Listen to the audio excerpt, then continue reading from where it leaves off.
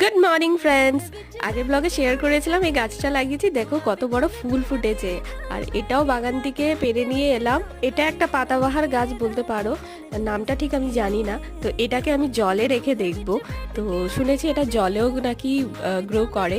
তো আমি এটা জলে রেখে আমার রুমে রাখবো। তো জন্মদিনে বাবা মারা যে বুকেটা দিয়েছিল সেই বুকের থেকে আজকে ফুলগুলো খুলে এতদিন জলেই রেখেছিলাম, তারপরে এবার সিঙ্গেল সিঙ্গেল করে রাখবো বলে ভেবেছি, কিন্তু দেখছি যে এইগুলো শুকিয়ে যাচ্ছে।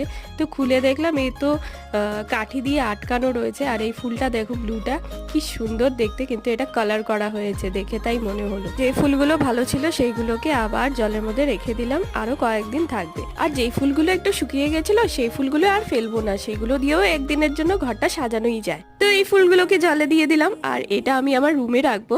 তো এর মধ্যে একটু পারফিউম দিয়ে দেবো যাতে রুমটা একদম ফ্রেশ হয়ে যাক। তো চলো আজকের জন্য এইটুকুনি। ভালো লাগলে চ্যানেলটাকে সাবস্ক্রাইব করো।